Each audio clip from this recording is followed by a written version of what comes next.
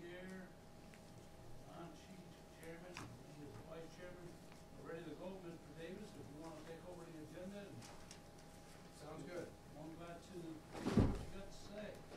On page 2, there is a ratification of approval of the grant offer to the FAA.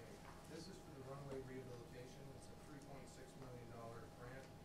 As you know, the FAA process has been dysfunctional this year. We received the grant offer with an immediate execution request. We did that, executed it, and sent it back. Therefore, now we need approval to do that.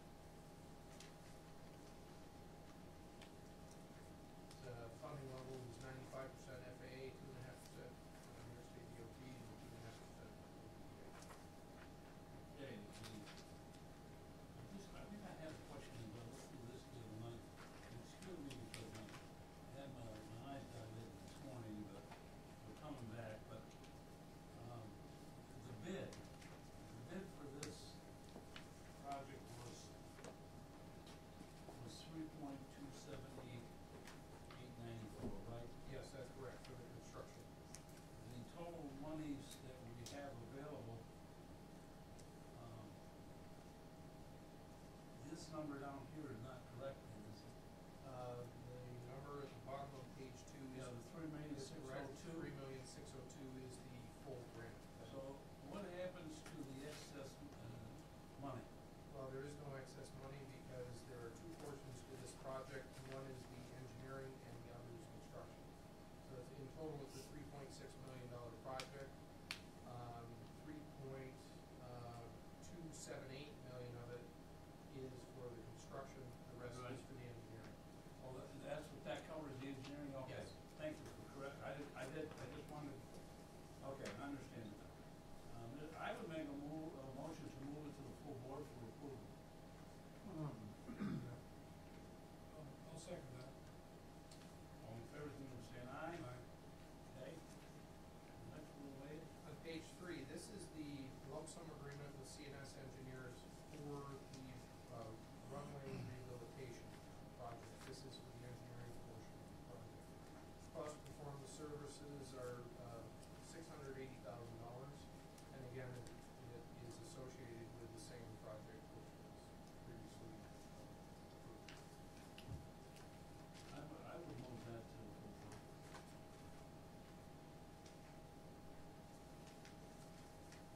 I'll second that too. Okay. All in favor, saying aye. Aye.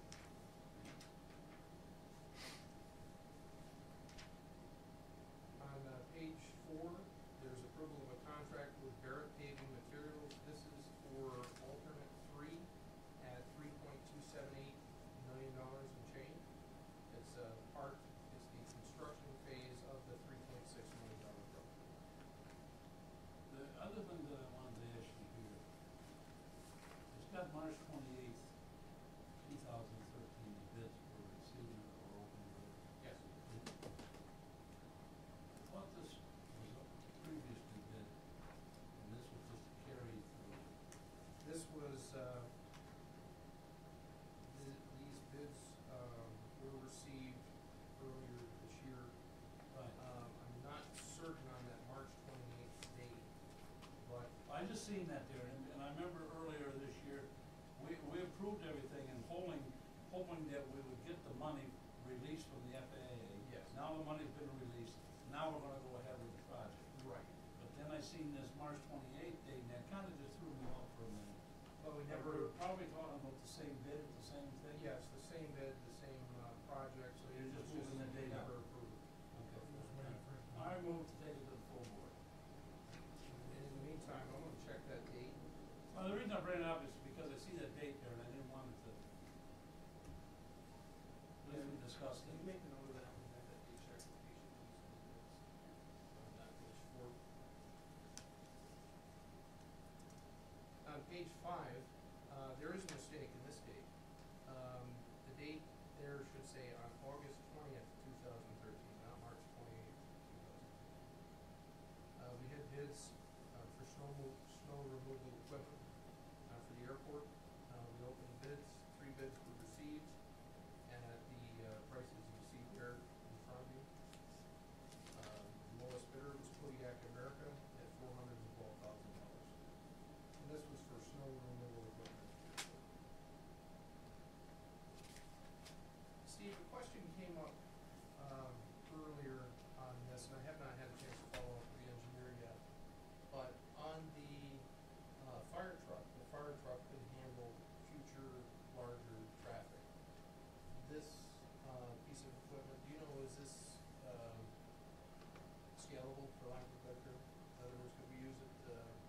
already the scale we need. It's already the Yeah, scale we it's- need for the plastic airport we It's have.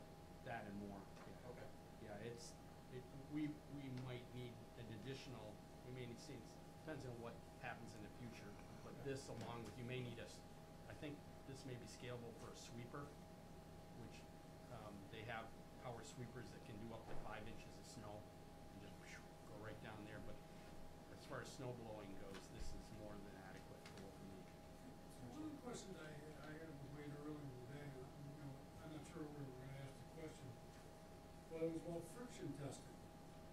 Mhm. For runways and stuff, whatever. How do we go about that? There's, we've gotta get, we really need some funding. There's units that you can put inside your truck, and then there's also a trailer you can pull behind that. Well, I saw one I did some research on it, and I'm saying, what happened, well, not gonna happen at our airport, but in the runway, when they come in, they hit, and of course, they leave tire marks, or, rubber marks, whatever. So what happens now is that starts to build up, Yeah, okay, that changed the whole friction testing, and then they had a machine that went down, cleans it, power sprayed it, and Yep. screened it, scrubbed, whatever it wanna be. yeah, But the friction test that I'm saying is in the wintertime, yeah. there's certain airplanes, certain class airplanes, No, it's pretty wide open as far as, the conditions we have out there. We meet them, most of the time, really, when you're talking about ice and hard packed snow. You might require friction testing. We used to do it with just a pickup truck. You'd go at a certain speed, and then you'd brake and see what the braking, if braking was nil, then you put out a notan that says braking is nil, and the pilots would know that. But, the friction testing, can get you a little bit better than that, but, there's a lot of gray area. A lot of people don't wanna take responsibility, for saying, conditions are perfect, so you tend to err on the side of, caution. So, you put out warnings that are probably below what they really are, because it's such an inexact science as far as braking in different planes. Well, when I saw this machine, it was a vehicle that had the water, it had the steam type of thing. Oh, yeah. Stuff, and it had a gauge that tell you exactly. That's for rubber and all Right, that. and I remember the number was like 0.6 coefficient rating Right. of that Right. friction that made the difference of, we need to peel this stuff up. Yeah, If the plane skids and all of a sudden it skids and it's like, whoops. yeah. Well, we need, We don't have that, but. We've been looking into something like that basically for, really high weather events, when there's hard packed snow or ice, and then you just wanna assure the airlines or the pilots that, we've met the minimum standard. So the friction detector or whatever that would give you a number to go off. But there's some that you put right in your pickup, and basically all it is, it measures, momentum based on how you stop, and then there's others where it's a trailer mounted thing. They're a lot pricier, but, that's something we've looked into, but, yeah, you might have need for them maybe, 3 to 6 times a year, with that, but basically we just err on the side of caution with that, and, just put more effort into the runway. Curiosity question, what are one of those cost orders of magnitude? Trailer ones, I think, run $5,500 to $10,000, and then the truck, I think the truck ones are somewhere in between 1,000 and 3,000. I just I really haven't researched it to follow through with it. I've been told that it could be part of FAA funding, but I haven't, we just haven't, kind of when the weather gets nice and everything, I just forget about it, but it is something that would be good to have. Yeah, I mean, they were showing even, like a rainstorm. Oh, especially. Yeah, I mean, it's like grease lightning on concrete, the moisture and the heat of, coming together. Yeah, I have contractors call all the time and ask if we need rubber removal, and I wish, Yeah. So we Little just, Sis is not burning. no, they just, a few, but, Good problem to have. yeah, right, right. You can take the rubbers off the fire truck. I mean, just- Well, it was just something I was Yeah. interested, I said, we got a new truck, you're looking for a new But snowball. actually, the snow blower, that is in a league even above, when you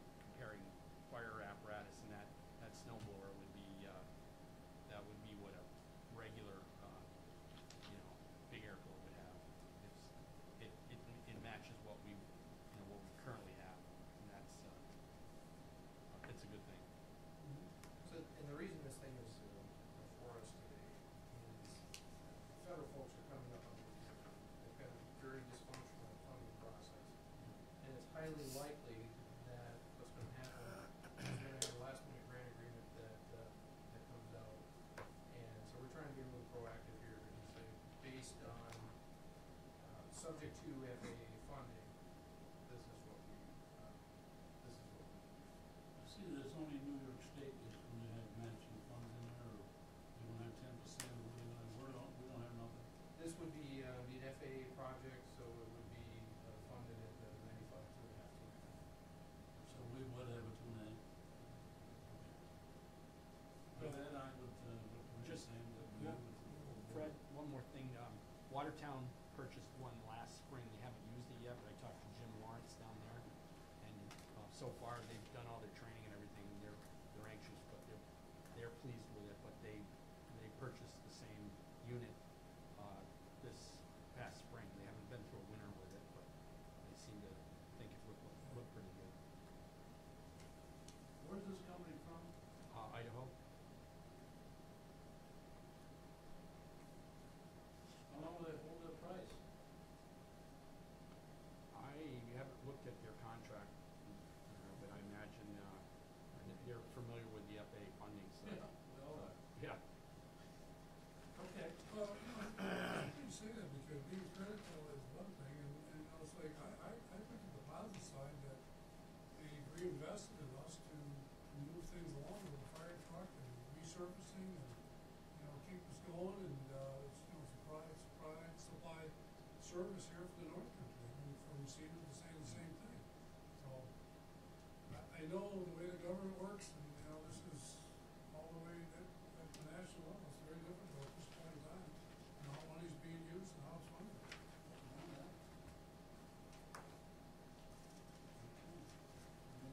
I'll make the one to move it forward.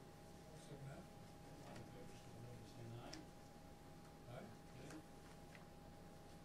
Okay, over on page 6, this is approval of the donation of the ARC vehicle. This is our existing firefighting vehicle, or an old one, I should say. It's a perfectly good vehicle, but due to FAA changes and regulations and its age, it can no longer be an aircraft rescue and firefighting vehicle. The Hubleton Volunteer Fire Department has requested a donation of the truck, as you can see on page 7. We have researched it to make sure that there's no catches, being that it was originally FAA funded, and there are no catches associated with this. And if it's the pleasure of this committee and then the board, it is possible for us to donate the former rescue and firefighting vehicle to the Hubleton Department. I'm all for the donation, and I want to make one comment back to you, Steve. Steve? Excuse me. And the comment is, I know we went through the process and, you know, to ask them what it would be. But if we have any use for this vehicle whatsoever, has any value, backup, anything, well, because I don't wanna give this away if there's something that you had to land on of some value. And that's a tough question because, I mean, Well, let's put it this way. is it a maintenance headache for you? It could be.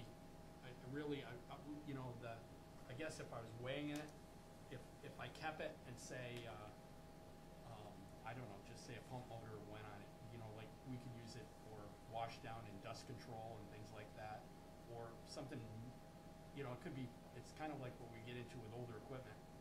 If something were to go on it, it would be of no value to anybody, so, to me, it probably would be more value to Hubleton than it would be to me. You know, it'd be nice just to keep it around, but, Well, it's a liability. I would say so, yes. Okay. Yeah. Wade discussed this with me, and we just kind of, the more I thought about it, just hanging on to it just to keep it. In 2 years, I might be saying, wow, geez, I should have just given it away, and I kind of have that feeling. How many miles is it? No, thank God. I mean, it really, no, it hasn't seen, most of the action's been, you know, a couple times a year for training and anything like that. That's, over the years, that's what it's been. All on it? I make a motion to move it to the full board. I'll second that. All in favor, signify by saying aye. Aye? Okay. Final resolution. Okay, over on page 8, this is a resolution that would come through the Facilities Committee for the full board's consideration, and what it requires is, let me back up a step. New York State requires that crane operators be certified by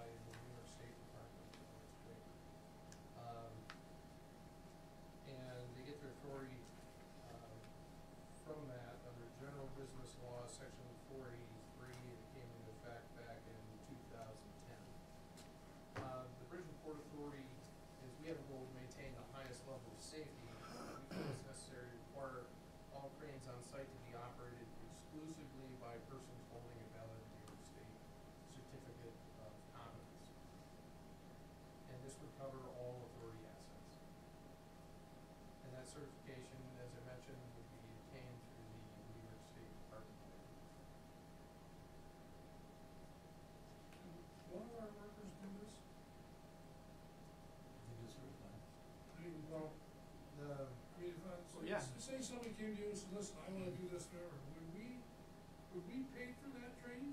Yeah. If we really needed it, yes. But since we don't own a crane and, in everyday use, we don't, we basically subcontract anything we need for crane operations and the crane company will have licensed operators that come with it. So there hasn't been any kind of push, but if you did want to do that, yeah, you could. You'd send them to school, I don't know, I think it's 4 to 6 weeks and that, 40 hours a week and they'd be, and some schools they might be less time. How would that work on the wind turbine project? For ship operators? It's different. That's a No, different, yeah. The ship is the ship and outside of New York State. Okay, but I'm just saying, okay, so. We're talking everything on our docks, Okay, so the big crane came in, Yeah. If, right? Ship operators did their crane, we do our crane. if we're renting And I the told crane. you guys who, whatever their name was, whatever, so they had operators. Yeah, they had, They're operators. yeah, they were all licensed operators. The lowers are his operators, right? Correct, yeah. His equipment, whatever, so how would we, well, his operators would have to be certified, correct? Yes, licensed, yes. So why are we doing this with this one here? What is happening? Well, the importance of this one, we need to cover all authority assets because we had a bridge project where we didn't have that in place, it should have. We, at some point, will have another bridge project. At the port, we should have this thing, because again, the law says if you're in New York State and you operate a crane, you have to have this certification competence from New York State. Now, in addition, we also have, coming up, the rail bridge application, and there's a potential there that we will get that, which will mean, a $2 million retrofit of 2 rail bridges and construction of the grade bridge at the port. So it's just Just make sure that everyone has the right documentation, we've done all the right things, we're covered, there we go. Now, on the bridge, that pulley system, the crane thing, is that a crane operator also? That was, Fred, that was kind of a, no. they tried to claim it, we tried to and claim it but that wasn't. I mean, that's not a crane, I mean, No, that's just a pulley remote system. control on a, That was all yeah. done by the iron workers, which is actually in block and tackle situation, where they just move it along and pick it up. There'd be no different chain pulls. The operators, they'll claim them too, but see, there's certain areas that they can't do that. What happens with a crane is if you put somebody inside of, like this, he's operating it, and in there, and he's up over there, you have to know all the hand signals to give them and everything else. Those cranes that we have on the bridge were actually block and tackle, they Right. just raise the stuff, put the beams in place, unload the trucks. The operators wanted it, the iron workers wouldn't give it. So, that's their own little piece of pie that they have. Sometimes they do give it to us. Sure. Sometimes they do, that down in Alcoa, Right. they'll give it to me. But what this here does overall, it protects the authority. We've got a set of procedures in place, so if somebody comes in and wants to unload stuff with a crane down there, and XYZ guy just can't come in here without the crane license. So Steve would see that, he would probably ask the people that got the license if they have, no problem. Now, if they didn't, and the crane buckles, and people get hurt, then they're gonna be looking at us. Why didn't we do what was right? So this kinda gives us a little bit of protection in that particular area. This is not unusual. This is in several areas, of the state, I know that, I've checked it out, I think me and you were together one day, we talked this week, they've got this adopted down there. Powerhouses have it. Right. Also the, atomic plants, all of them folks adopt this rule and procedure. So, this is a good thing to have in place. It doesn't hurt anybody, and if it comes down to an issue down there, who's gonna be operating them, if they got the license, they can operate them. Now, how they get trained today, I don't know that. I don't know that anymore. I know there's schools, but I don't know where. Now, on the other side, as I was talking to Fred about, was there's a federal crane federal license too. Kinda follows the same way as this. But New York State's different, so New York State on this is in control of this. So, we could be hooked into the federal, but this will cover us. This will cover us. And just to build on that, looking at the New York State Department of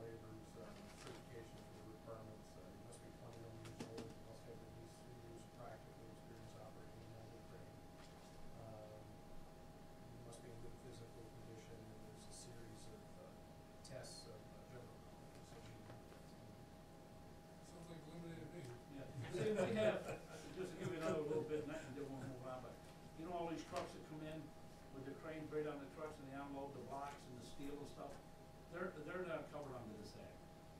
You know, they're excluded from it, cause it's just pick it up, put it on the ground. It's the same thing as you see, well, Lowe's, they got a forklift they have behind their, unload their trucks, so.